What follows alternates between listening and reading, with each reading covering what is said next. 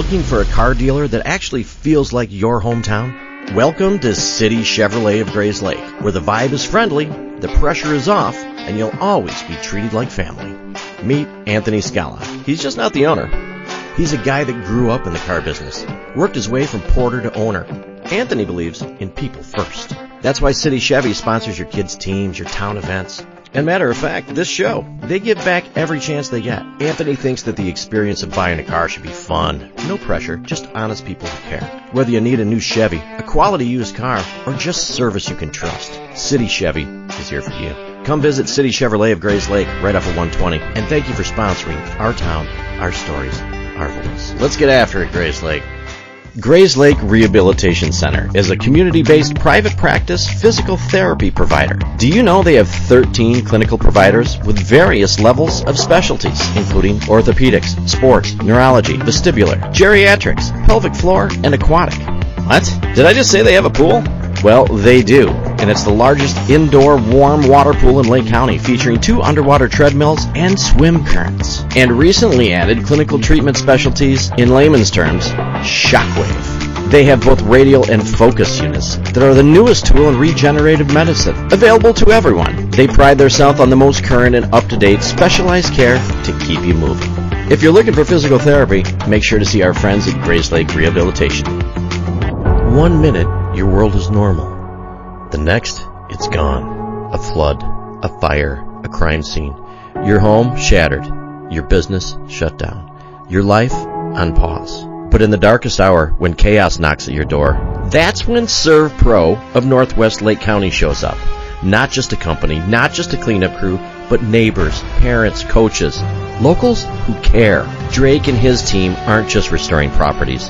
They're restoring peace, restoring dignity, restoring lives. So when your worst day arrives, call the oh no guy who becomes your thank God guy. Serve Pro of Northwest Lake County. Locally owned, nationally known, unshakably trusted. From devastation to restoration. Serve Pro, Northwest Lake County. Welcome, ladies and gentlemen, back to another episode of Discovering Grayslake. I'm recording here from the Loop Marketing Group. Eli, thank you so much for letting us record here. I have a repeat offender on the show today. Yeah. I have Heidi Johanningmeier. How are you, Heidi? I'm good. Thanks for having me back. Oh my gosh. Okay, so you were on the show a year and a half ago. Yeah. And if I remember right, you were talking that you were starting to write a book, or the idea was there? Yeah, I just started. And, I had said when we were discussing before that there are things you do in your life and you look back and you're like, man, I never would have even started that had I known how much work would go into it. But that being said, I'm so glad I didn't know. And I think those are some of the most gratifying things in life, because when you're in the trenches, you're like, do I keep going? Do I stop? And I remember at one point in between our last interview and in between now, thinking, my goals are to finish it. That's my goal. Nice. And then when I went past that, that's what I always do in life. I don't know if there's other women, men, people out there that do this. I set goals, and then I just get to that goal and raise the bar. Yeah. And then raise the bar. Successful people do that, by the way. That's how that works, I think. Yeah. And very tired, worn out people do that a little bit too. Did you I'm sure you get to a point like I compare everything with my walks in the morning. Yeah. I walk at the Forest Preserve because you're so far out and you're halfway done and you want to quit, but there's no other way back. No. You can't go back. No. Right? So I'm sure there's probably a point during the book where you're like, well, you've gone so far, but you can't turn back to do anything. For sure. And there's this great analogy out there that says the first 80% of a project takes 20% of your energy, and the last 20% of a project takes 80% of your energy. I believe that. 80 to 100%. Yes. And so I think, I do that a lot, to be really honest. I think, I probably mentioned it before, but I'm an eternal optimist. And I just always have been. Mm-hmm.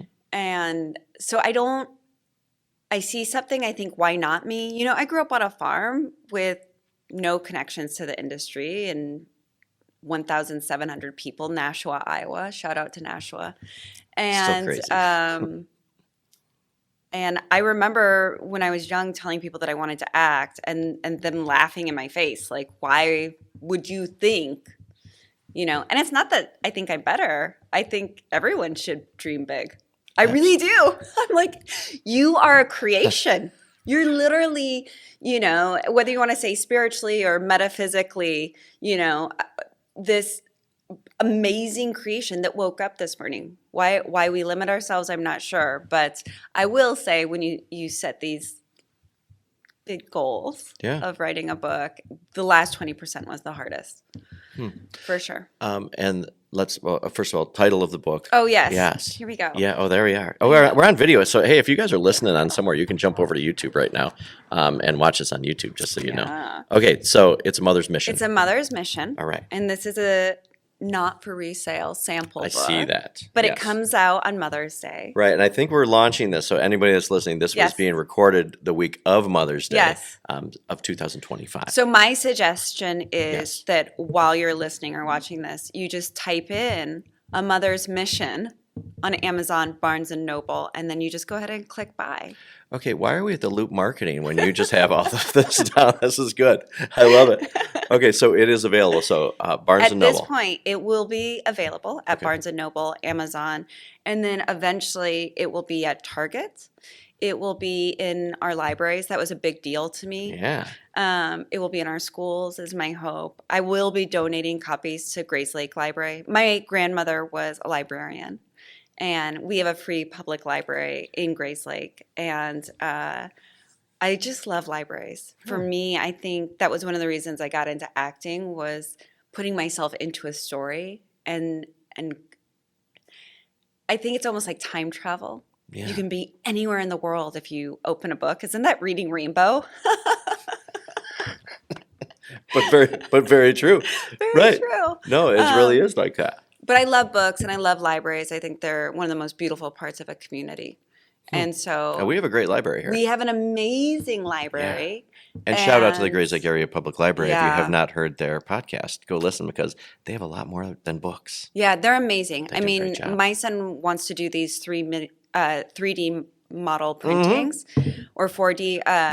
And our library is amazing. They're always running great programs, and I'm a huge fan of them. But I did base off who I decided to produce the books with, because I want them in libraries, because I believe in that. And I just love public libraries. Wonderful. All right, let's get into what is the story? Who is this book for? Who reads it? Obviously, I would assume mothers.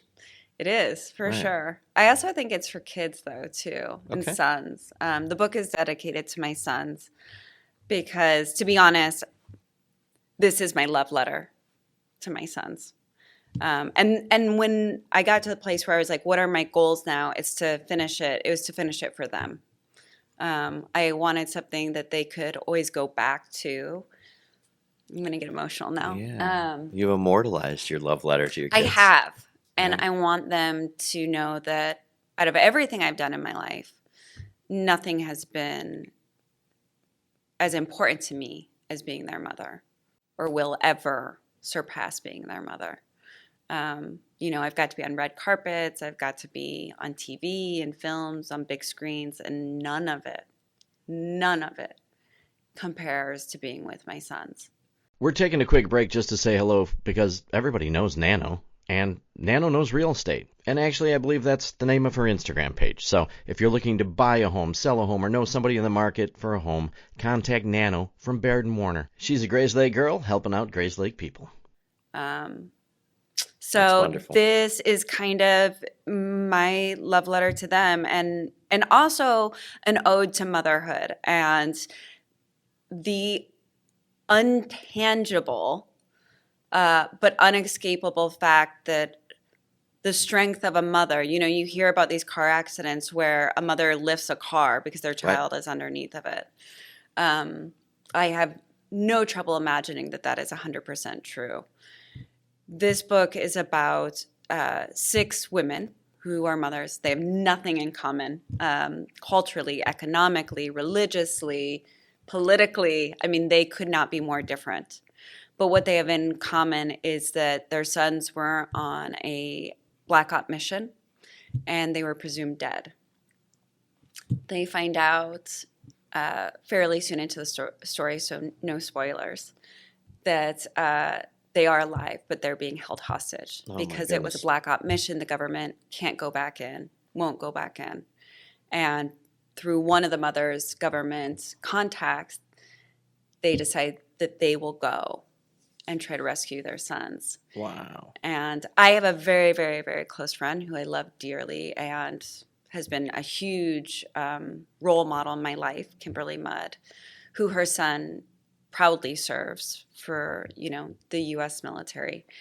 And when he was deployed, I thought, as a mom does, we catastrophize. What's the worst thing that What's could the worst thing that happened? Don't ever say What that. will I do? Right. And I always come up with what I'll do so that I can push that thought away. That's how I handle those dark, gloomy, why would you even think of that? Well, okay, you thought of it. So let's plan it out. What would you do?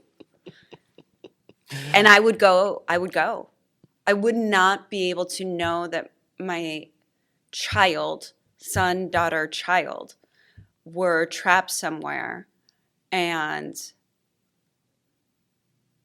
not be drawn to them like a magnet. Wow. Right. And what mother wouldn't go, right? I think we're Every discussing- single mother. When I first started writing this book, it sounded like a farce. Yeah. Except when I tell it to mothers. And I've never met a mother where I said to them, if you knew where your child was and you knew nobody else was going after them, would you go? If you had the resources, which these women through different channels, they bring very different skill sets even. And they butt heads a lot. I think one of the things I hope people get out of this book is not just the strength of mothers. I also hope what they get is in a very divided society right now that I struggle with too, that love is maybe the only way through. And it's not always going to be understanding. It's really going to come down to the common thread of love. And that's what these women realize. They really have nothing in common. And I hope that everybody sees themselves in one of the characters. And if I'm being completely honest, I'm in every one of the characters. We're not one-dimensional people. Absolutely not. And so I see myself in every one of the characters. And I think what the characters realize by the end is they don't have to agree. They need to save their child. Right. And so that one common thread, when it's love, makes the differences more palpable. That's awesome. It doesn't make them disappear. No. It makes them more palpable. Do you have with these women in the book? Are they based on? It's interesting on mothers. Yeah, or on friends or family or anything. Are they based on real life characters? My mom asked me this. She said, "I'm not the grandma." Oh no, I? She already defined her or identified who she thought she was. And this is what I said to her. Oh gosh. I said, "You are none of the characters and all of the characters, just as I am." Just how you identify with them, each one of them. Yeah. Mm-hmm. A lot of the stories in the book are stories from my own life. Mm-hmm. And I have evolved as a person, very much so. I grew up in a small town in Iowa, 1,700 people, small, out on a farm, miles away from town. And then I went to college for 2 years at UNI, and then I went to Los Angeles for 6 years. And then I moved to Chicago, and now I'm a mother. I have had different views. I have seen the world through different eyes. And I have no ego about the mistakes I've made, because I have made mistakes and I will continue to make mistakes. But I hope I continue to evolve. I hope that if we were to speak in 10 years, I would say, oh, God, 42-year-old Heidi. Oh, my God. She was still learning. I don't want to in 10 years look back and be like, no, I feel the exact same way. No, nobody wants to stand still. Well, I mean, some people are comfortable. People stand more still, right? I think that you're going to keep moving forward no matter what. Hey, neighbors, this is Bill Mock with the Grayslake Chamber of Commerce. And if you're looking for a network of hard-working, customer-focused, and generally friendly local businesses who are dedicated to helping each other succeed, then I'd like to invite you to check out and consider joining our Grayslake Chamber. We offer our members so many ways to advance their businesses through social networking events, special event sponsorships, informative lunch and learns, and the ever-popular after-hours mixers. Come see why we say we're the new wave of business here in Lake County. Okay, I wanted to ask one thing about the book too. Yeah. So it's an interesting story that you picked, right? Right. And I love it. So when we talked a year and a half ago, and you talk about writing a book, I was like, do you remember the moment that you were whatever you were doing that you said, I need to write this book about mothers? Like, tell me about when you decided that, if you can pinpoint that decision. I think for me, it was needing a creative outlet. Mm-hmm. I think if you're a creative person, which is just who I am. It's so funny. Henry came home, and Henry's my younger son, and he scored so high on his math skills. And I'm telling you, I still use my fingers and toes. So we all have our own, things that we're good at. We all have our own skill set. And my skill set is being creative. I love being creative. And when the actor strike was going on, I realized quite quickly that I couldn't sit around waiting for work to come to me. Right. I needed to be in the driver's seat. I like control. I know that about myself. And I think that was it. I think I realized, okay, I need to find out a way that I can still be creative, that I can still put something out into the world that I think might have beauty, that might make people feel things. Because really that's what we do as actors. I was in an audition with a casting director who I greatly look up to, Claire Simon. And I look up to her for many reasons. She's an extraordinary woman. And I kept messing up on a line. She said, Heidi, we're not curing cancer here. And it's true. And I realize that as an actor. I'm not.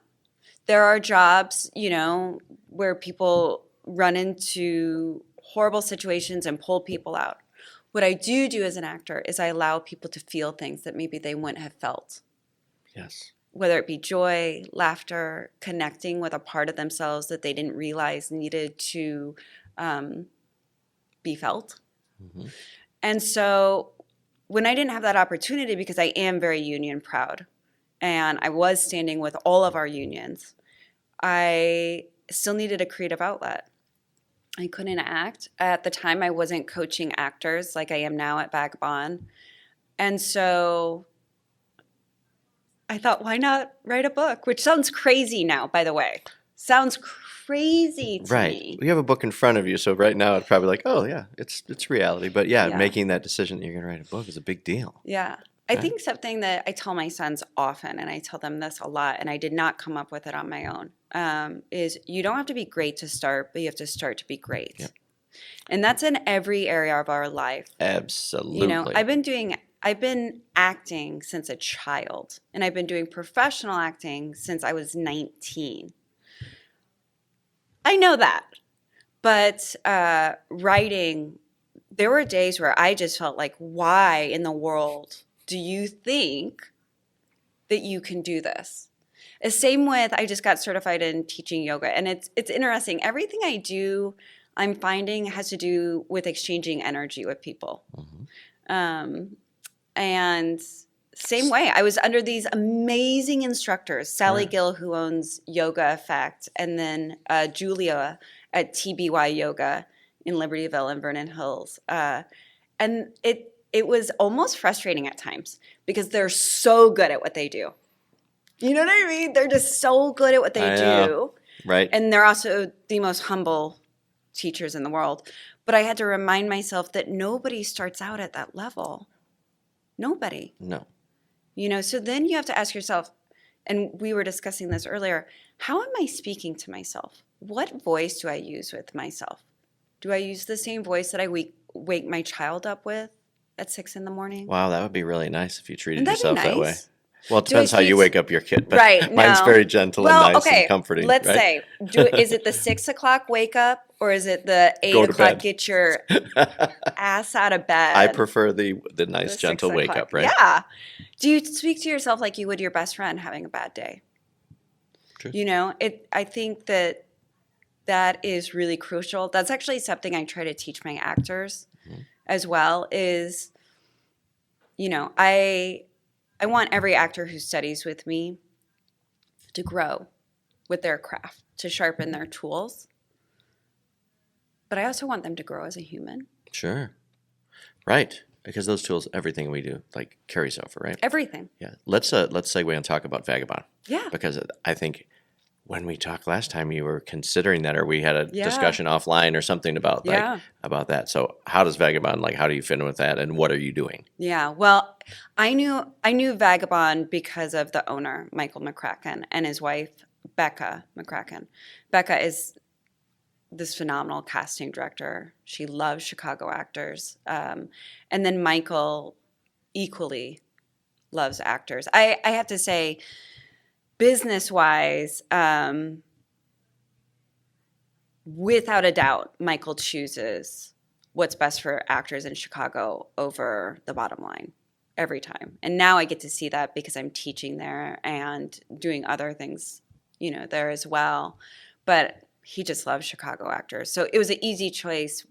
When I thought about where do I want to teach in Chicago, it was an obvious choice to me just because of the environment.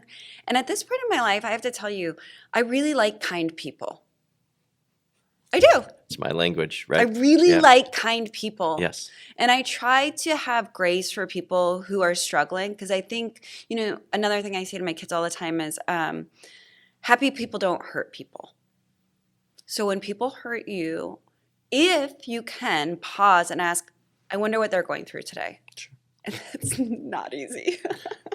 No. It's not easy at all. I've seen a lot of things where people, the reaction to people when they treat you like crap. Sure, we go into fight or flight just like animals do. Yeah. Wouldn't it be just nice to be relaxed and be like, is everything okay? Yeah. You might get punched in the face after that, but it really strike a nerve. But you're absolutely right. Kindness and kind people. And I like kind people. So I knew I wanted to work there. And then I took a look at the other teachers and I was like, holy smokes, okay. Yeah. This feels nice to be in this crowd of people who have been working as long as they have. Yeah. And so I teach at a Vagabond in the city, and it's a phenomenal experience. And every day that I'm in a class, I learn so much.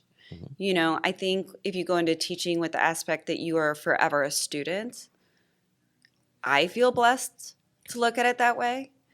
I feel like every minute I'm there, I'm growing. Mm-hmm. And I also really love the nurturing side of it. Mm-hmm. I really love...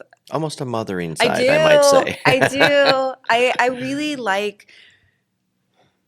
if I can help somebody not make the same mistakes I made, it makes my mistakes not hurt as bad. Sure.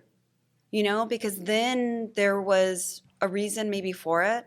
I actually don't say everything happens for a reason, even though I believe that the universe is conspiring to help us along the way.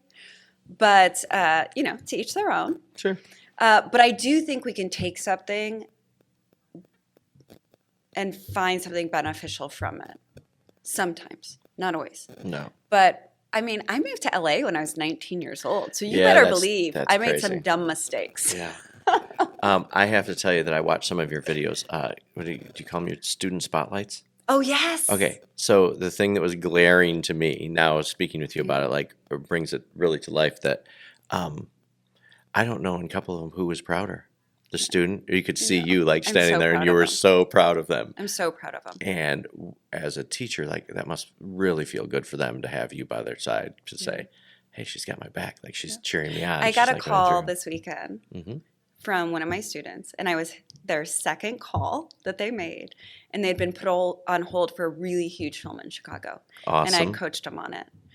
Yes. And it was... how exciting. I know. It was really exciting for me, too. I have several repeat students that I probably get a text from them every few days. I want that relationship with them.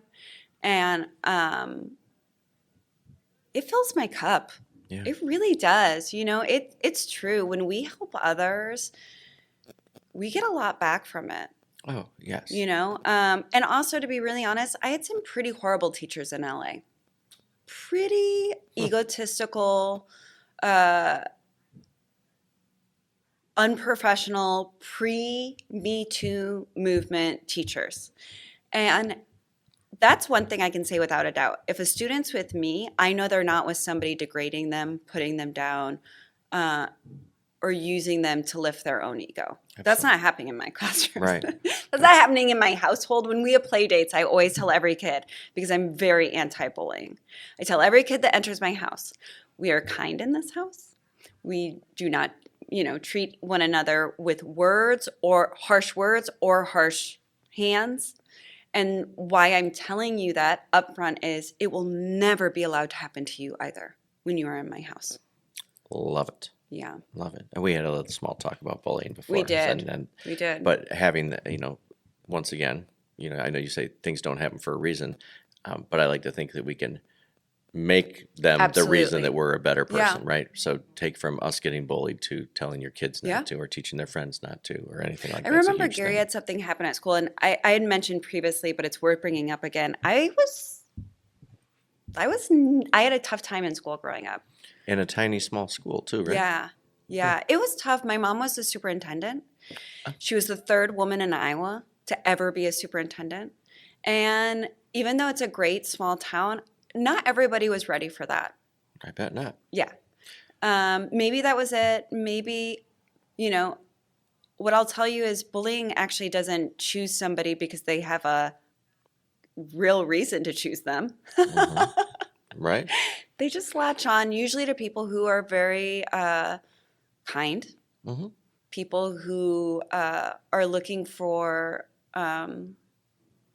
someone to acknowledge them. Mm-hmm. And I was that way. Yeah. I was definitely that way. I was a little girl that wanted people to like her, and it didn't happen for a long time until actually I got older and realized that being friends with someone who doesn't treat you good isn't a friendship. No. Yeah. And it depends how we're raised. And, a lot of, like we talked about before about, the nice, kind, sweet people are usually an easy target. For sure. And they're so nice that they don't think that someone's trying to harm them. For sure. Right? Yeah. So then they deal with it. And that's, which should never happen. Right? Right. And that's why another thing about being a mother, being a father, like we need to teach our kids correctly. 1,000%. And that's what I was going to say. So Gary came home from school. He had messed up at school. This was when he was like in third grade. Mm-hmm. He was really upset about it. I mean, he's my older son, so he's very remorseful when he makes a mistake. Mm-hmm. Older child, okay? My younger one's like, what? What did I do? Right. What did I do? And the first thing I said to him, I said, did you hurt anyone? And he said, no. And I go, okay. Did you bully anyone? He goes, no. And I go, buddy, we can figure it out. Right. My kids know what I went through. And so I think that was the good thing to come from it. I will make a lot of mistakes in my life. I'm very human. But I would like to think that I will treat people with kindness. Absolutely.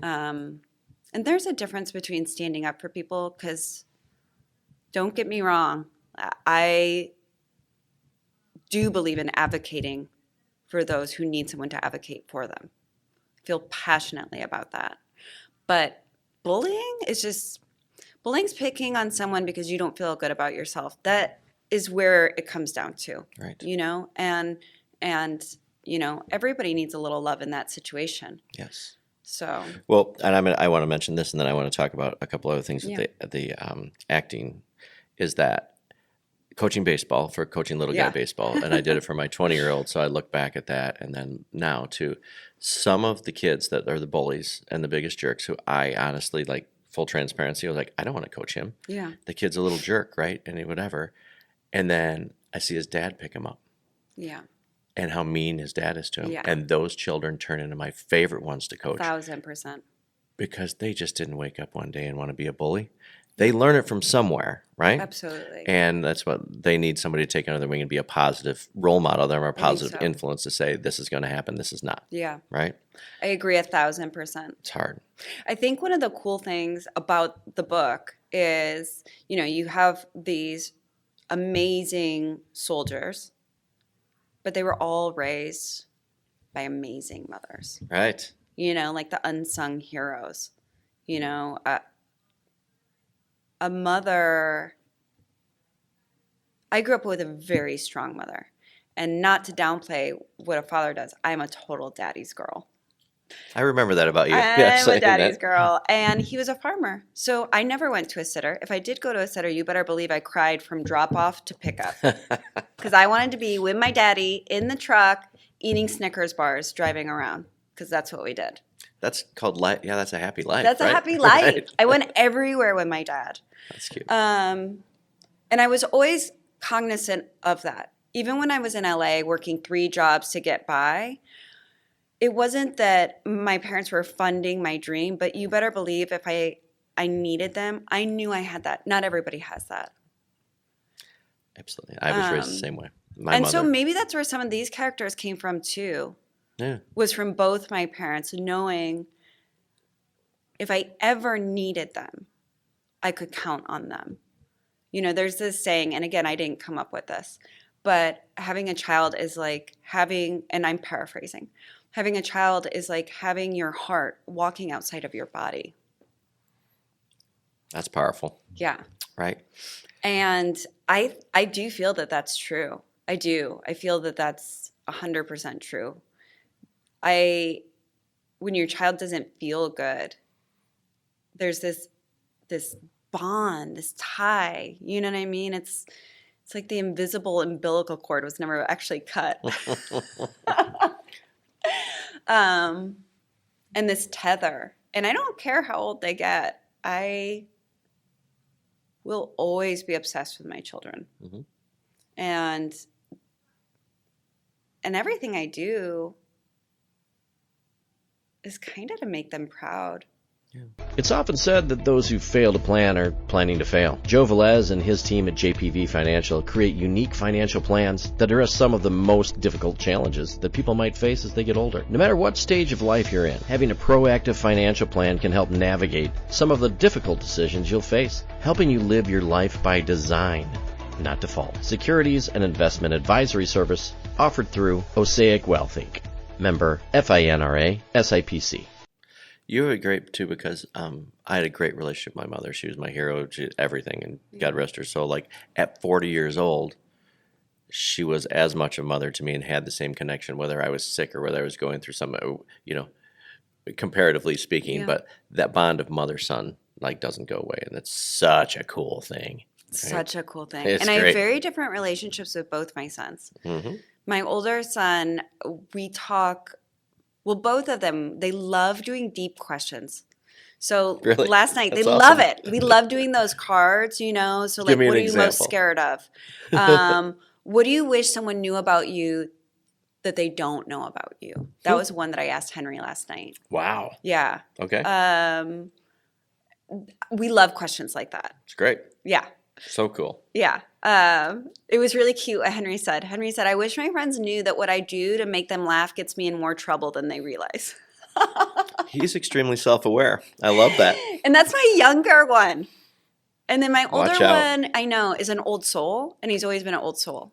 And I love that, you know, we had a little date the other day. And I asked him, what is the most stressful thing in your life right now? And I said, what is the best thing going on in your life right now? And then I always say, what's the drama at school?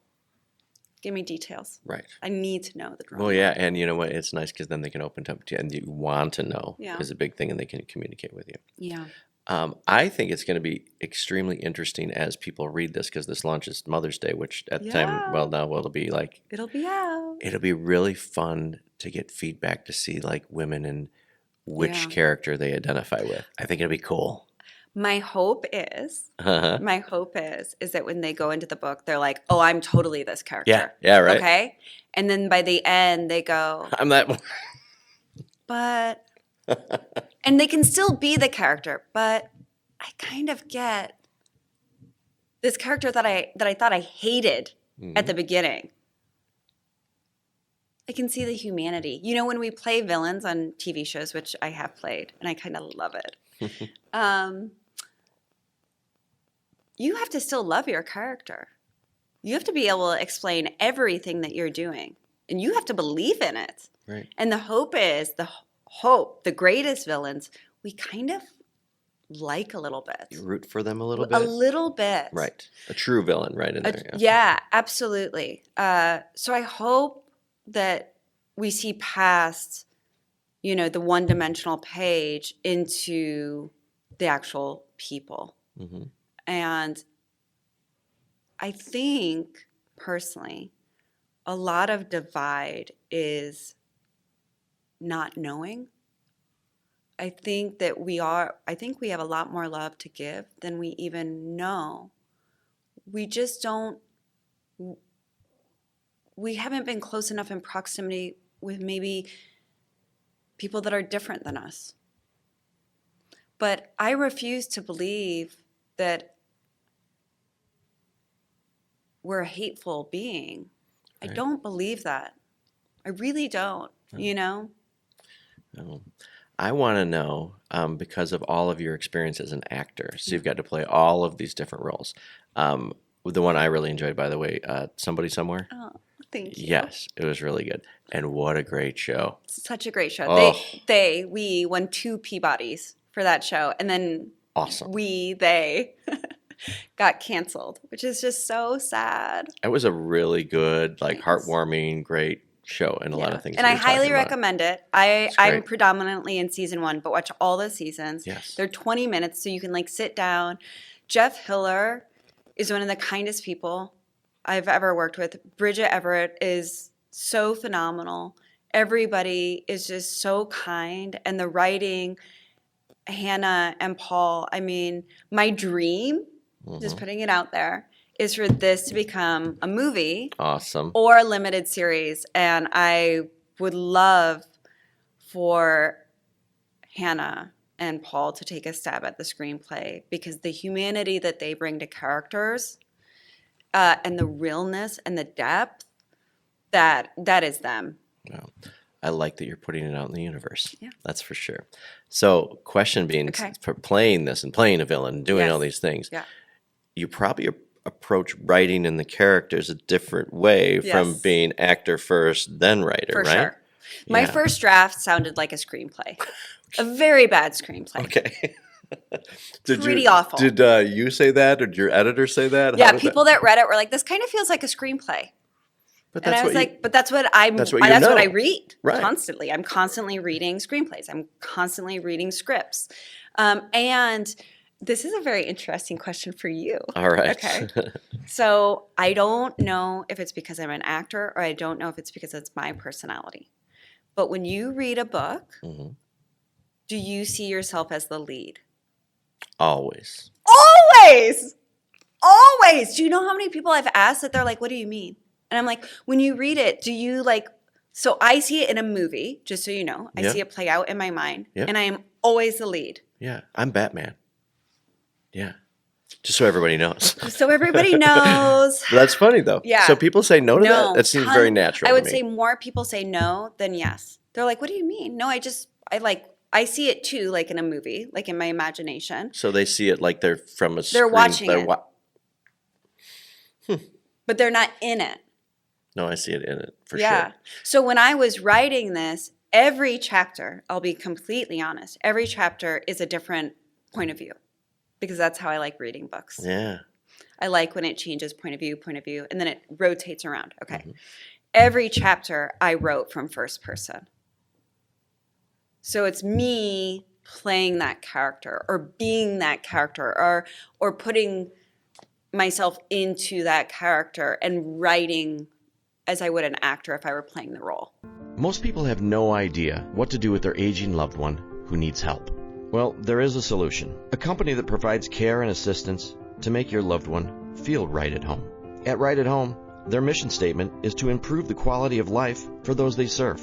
They offer extensive services: personal and companion care, safety supervision and transportation, fall prevention, dressing and bathing assistance, medical reminders, meal prep, hospice support, ambulation support, stroke recovery, Parkinson's support. The list goes on and on and on. If you have an aging loved one that needs help, call Right at Home. Most people prefer to age in their home rather than moving to an assisted living or nursing home. Right at Home can make this happen. Contact Right at Home at rightathomennlc.com or give them a call, 847-984-0103. Now back to the show.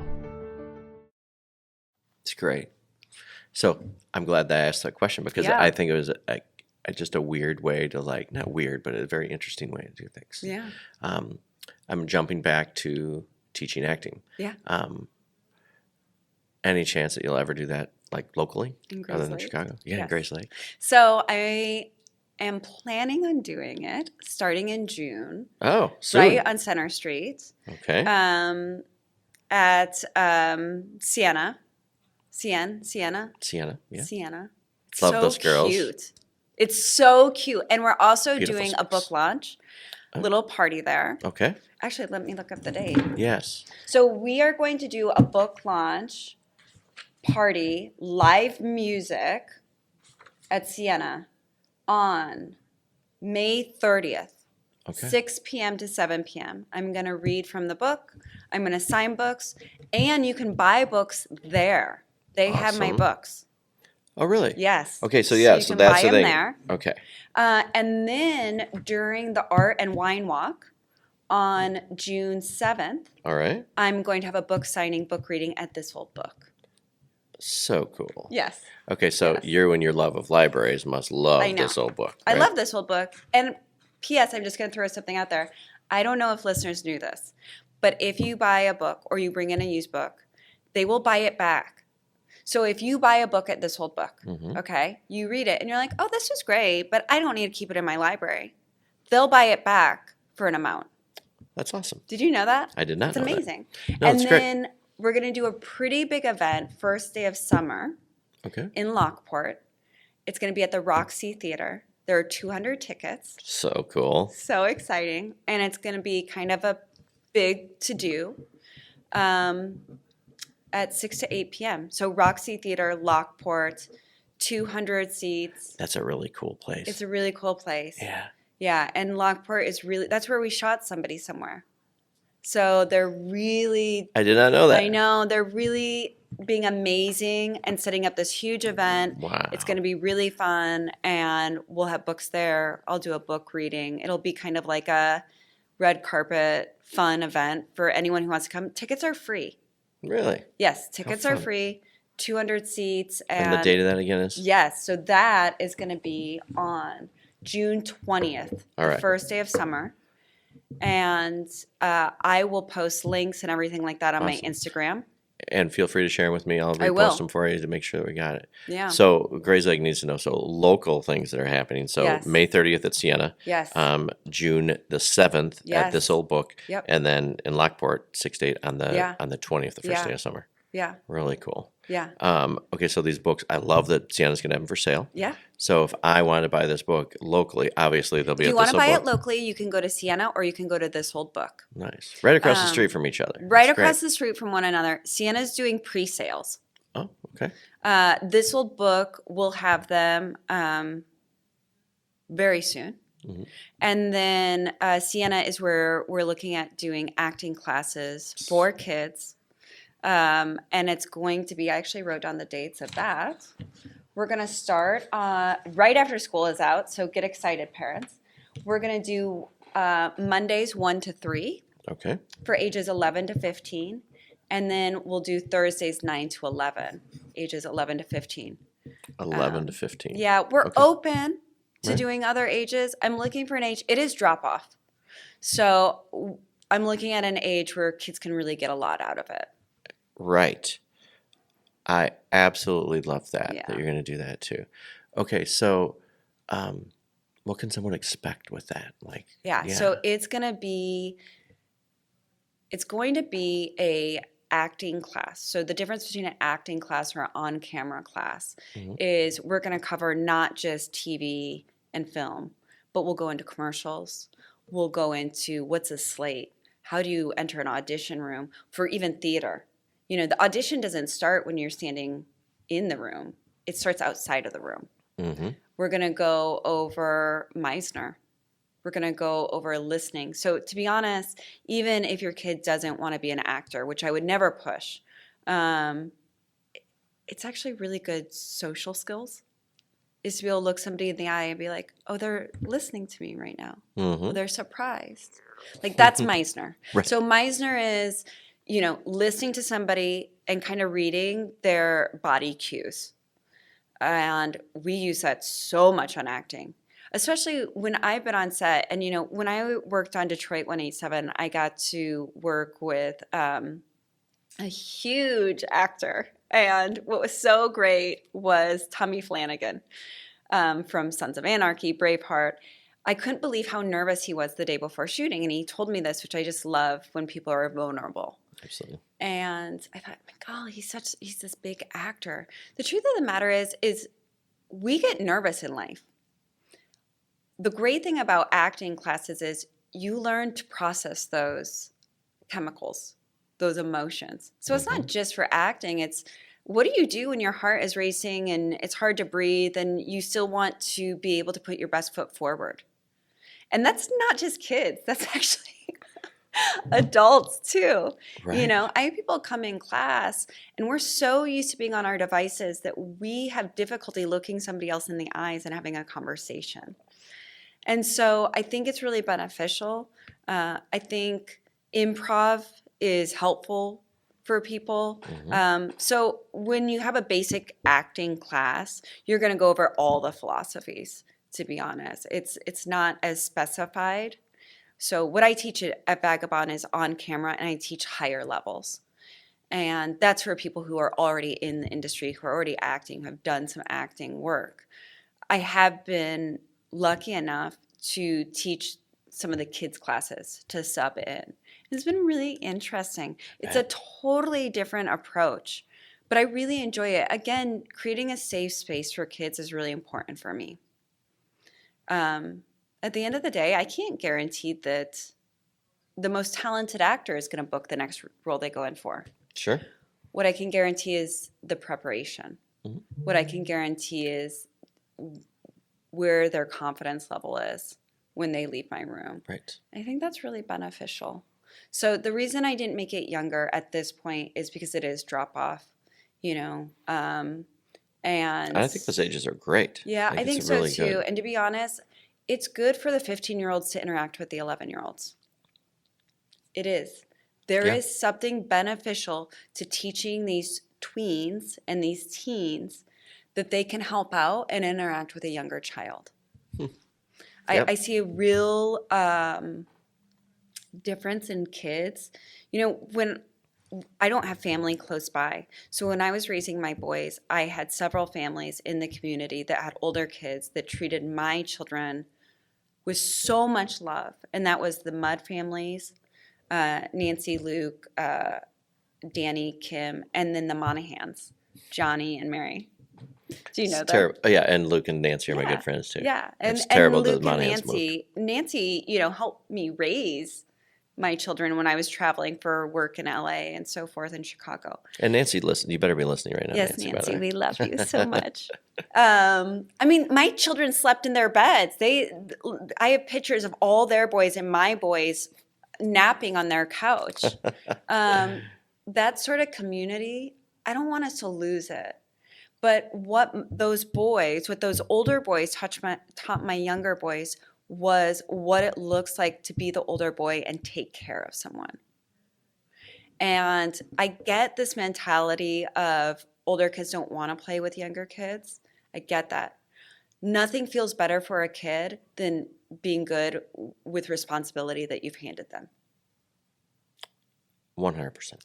100%. They don't realize they need it. Right. But how good my kids feel about themselves when I ask them to do something. Sometimes it's really small. You know what I mean? Like wash your dish. Like I did dishes. You got something out to eat. You wash your dish. In the summer, they do their laundry. It's great. It's something we do. Hey, those are life skills and that they need to know. And just that little bit of responsibility goes a long way. Yeah. And also I tell my little guy too that the laundry and the dishes is about respect for our family as well. Absolutely. No one else leaves their stuff out there. Put it in the sink. At least do it and rinse it out. I'll put it in the dishwasher for you. I agree. Like the little guy can't oversee ever. 1,000%. 1,000%. I always say that one of my sons, I won't say which one because I don't want to embarrass them too much. Right. I always say he's like a German Shepherd. He's very smart. But if he doesn't have a job, he will rip the house up. Got to keep him busy, right? And it's true. It's true. These creative minds, which both my boys have very creative minds, like they do better with something that they can walk away and feel good about themselves. So I guess that's my goal in my class. No, that's awesome. Is for kids, it's a little bit social skills, it's a little bit acting, it's a little bit standing on their own 2 feet and having something to feel good about. You know, I think summer break, okay, so let's say I just magically could make anything. Right.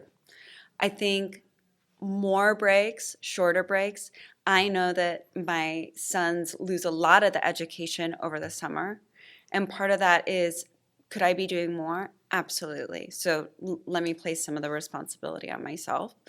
But, you know, I think breaking up the day of video games with something where they can learn and feel good about themselves. There's a concept in there, right? And it's get good. out. And it doesn't have to be something, it can literally be going to the dog park and going for a walk. That's another thing we do as a family. I love going to the dog park with the kids. We're so lucky to live where we live. Oh my gosh, get outside. Go run around the neighborhood. We live in a safe enough place where they can go in the neighborhood. Well, that's why I made it 1 to 3 on one of the days. Yeah. Because I'm like, sun's pretty high at that point. You probably want them indoors where it's air conditioning. Absolutely. Yeah. If it's 95 degrees out, they can walk in and be in a nice, cool place. Yeah. And, you know, I believe everything like that, like whether it's an acting class, which it's playing baseball or taking a piano lesson, like building confidence, building life skills. You know it's not all about that. You know what I tell my adult students? What? I tell them that I want them to do something that scares them. Yeah, every day. Oh, I go, if you're not used to doing stuff that scares you, when you have an audition come up, when you have an opportunity come up, it's going to feel so foreign for your heart rate to be jacked. Mm-hmm. You need to be doing stuff on a weekly basis that scares you a little bit. Absolutely. You know? Right. Then you're ready for those situations, right? Absolutely. You watch any actor when they have interviews or like interview with like Derek Jeter or like a Kobe or things like that. Mm-hmm. If you practice those hard moments and you can slow down when your heart starts going, when it's normal because you've practiced and you've been in that situation before, you don't get riled up. So Absolutely. do something that scares you all of the time, right? Absolutely. Breathing is so important. Yes. Oh, and speaking that's of breathing. something we'll work on in class too. That's Yeah. what I work with my adult classes. I had this one student, Yamade, and he's such a talented actor, and he's going to be on a show any day now. And he had a producer session for a big TV show. And so before we ran his lines, I made him run the stairs. I won't do that to the kids. It's a great idea. I won't do that to the kids. Right. But what I wanted him to do is I wanted him to get his heart rate to a place that would probably be most similar to his callback. Then I wanted him to stand outside the door, practice some mindful breathing, Mm-hmm. collect himself, and come in the door. Wonderful. Wonderful. So I guess that's a little methody. Yeah, but no, it's great though. Let's do this because of time. Because Yes. I want to cover one more subject with you before Love we do it. because you touched on it, but also I did see it on your socials too. Let's talk a little bit about yoga since we're talking about breathing. Okay, how did you decide that you wanted to? So you're a yoga instructor now? Yeah, I just graduated on Congratulations. Saturday. Thanks. That's on awesome. Sunday. I graduated on Sunday. Don't you have enough to do? No, I mean, right? You have to keep moving, right? And keep being creative and doing fun stuff. Yeah. Okay, so why the yoga? Like, how did you get into it and then decide that now you have to? Oh, my God. Why don't you just go? You have to teach it too? Yeah. I think, so I said I'm an eternal optimist, which I am. And I am forever going to be a dreamer. I don't know. I just am always coming up with things that I want to do. And what's really interesting is when I started the teacher training program through Yoga Effect and TBY, which I could not recommend more. I mean, it was a 200-hour program. And yes, you can do these yoga trainings online. It's not the same thing. I mean, I spent so many hours with these instructors, with this group of people, really learning so much of yoga philosophy, which is so beautiful. Breathing, anatomy. I had to do a 200-hour anatomy course as well. 200 hours? Yeah. Okay. Yeah. It was really intense, but you actually feel like when you leave, you have the knowledge. I mean, so again, it's not a scratch the surface program. It's just not. And when I went into it, I thought, this could be really fun. And the whole idea was to teach yoga to actors. To incorporate. I like how you bring everything back to your true love, so to say, right? To incorporate that. And I am actually offering yoga classes before my class at Vagabond. It's great. Yeah. It's so great. You can come do yoga and then you can do my class at Vagabond. Wow. And so really yoga is about quieting the mind. It's not about if you can hit a pose. P.S. I have the worst balance in the world and I am not flexible. Doesn't matter. That's not what yoga is about at all. It's about quieting the mind, which is something I struggle with. You sound a lot like me. Yeah. Yes. Big time. Why I don't sleep. Yeah. Right. Big time. Never stops. Also, yoga was always one of those practices when I didn't do it, I felt bad for my body. Whereas my regular workouts, I kind of felt bad for my body. Okay. Like I felt like I was just raging against the machine to a certain extent. Whereas when I did yoga, I felt like I was nurturing my body.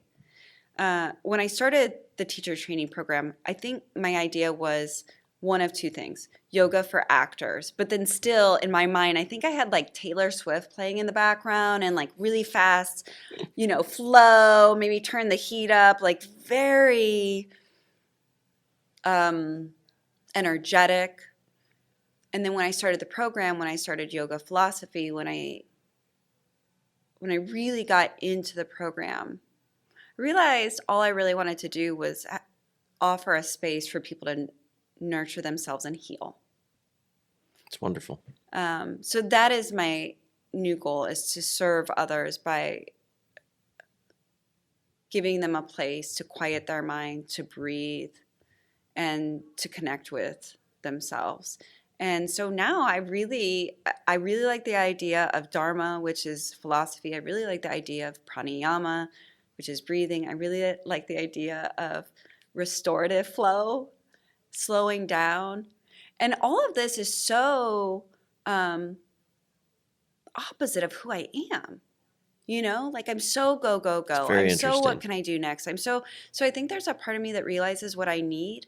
And when I actually give it to myself, I'm like, God, what if everybody else had this? Mm-hmm.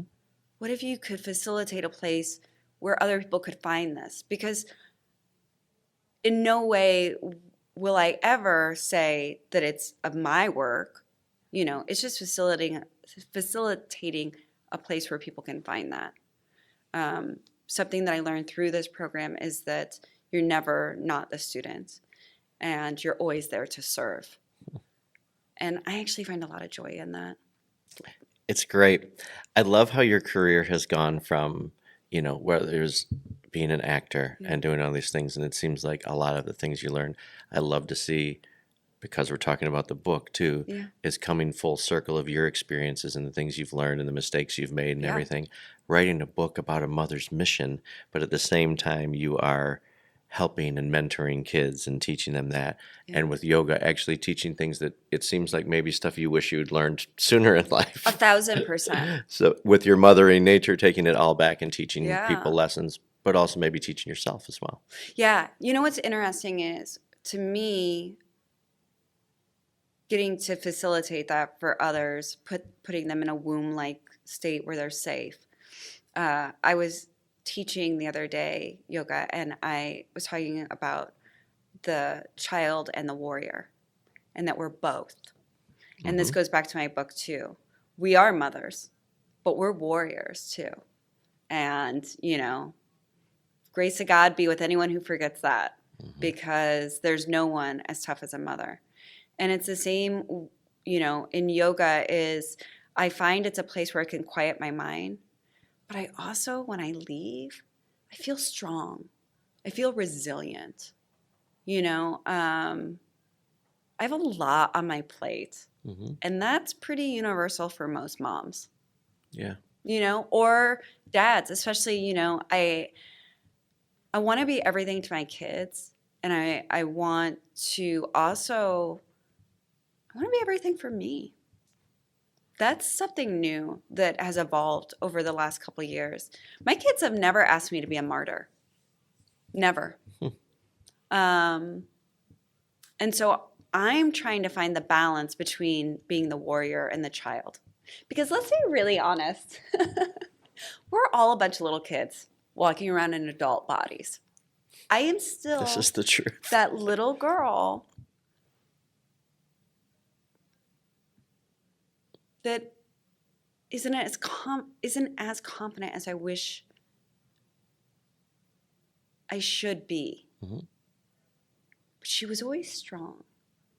She was always really a scrappy little thing. Mm-hmm.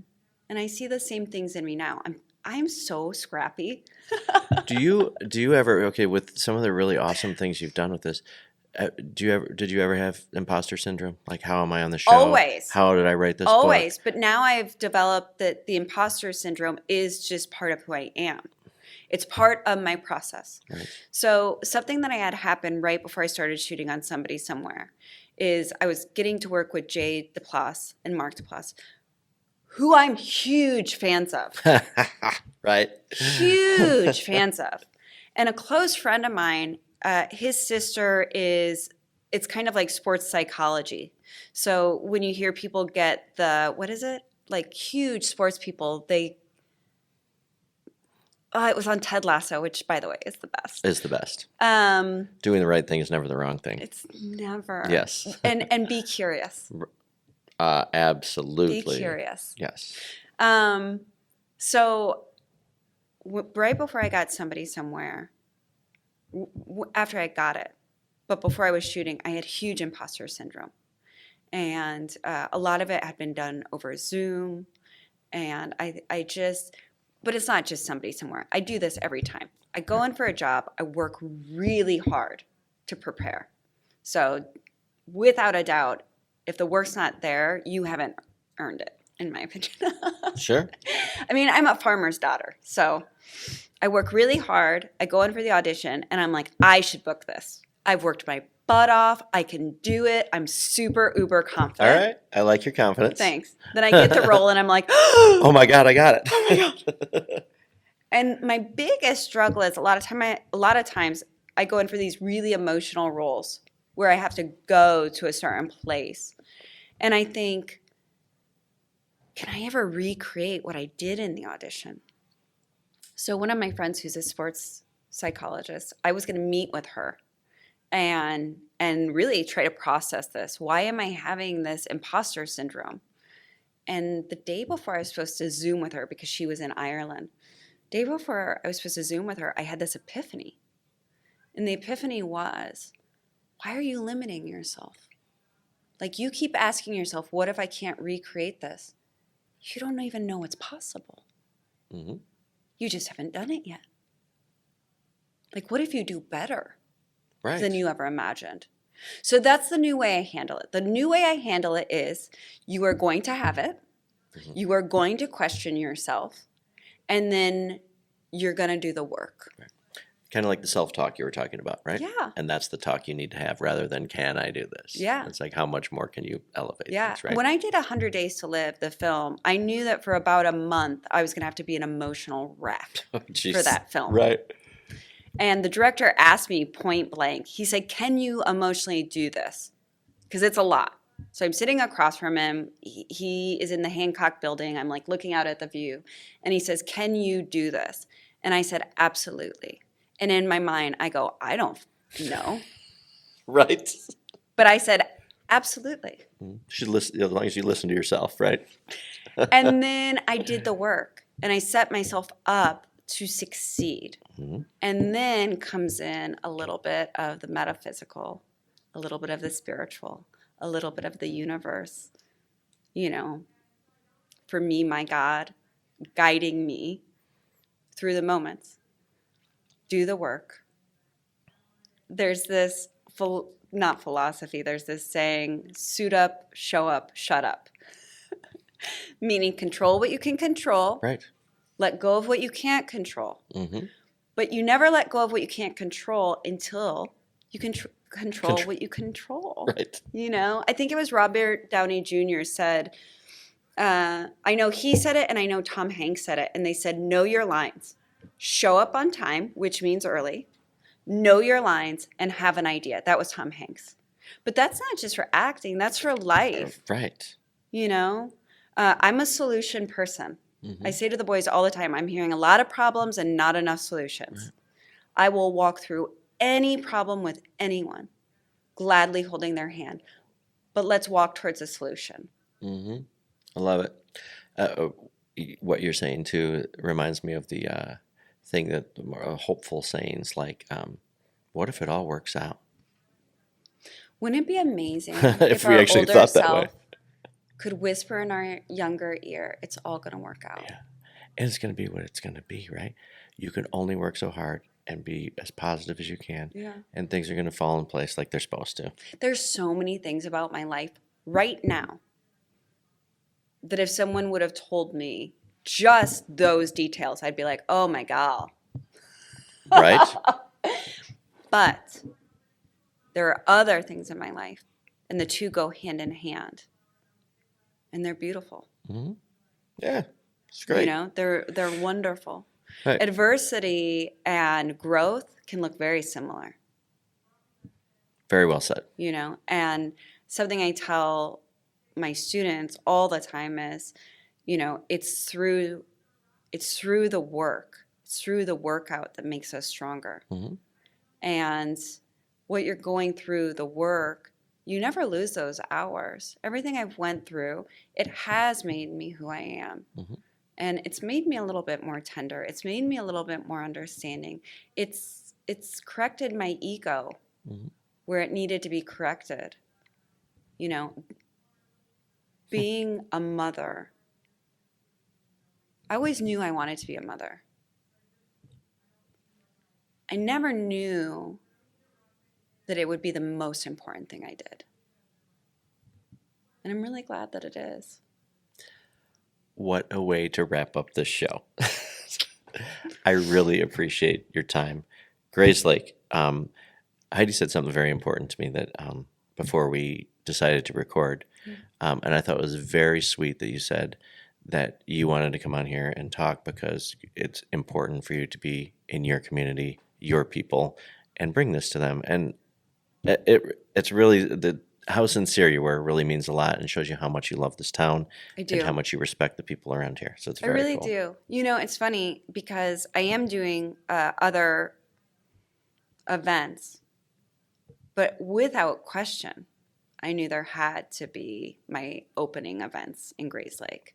Yes. And, you know, we discussed this too, you know, because you can watch, at this point, you'll be able to watch my ABC Live thing. Yeah. There's nothing like a small town community.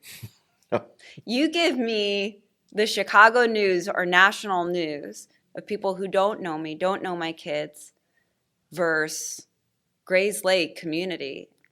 My bet's on Grayslake community any day. Well, people listening right now need to make that happen. And I'm honored that you chose this platform to bring some of the message out. It means a lot to me because I like to do things that make a difference.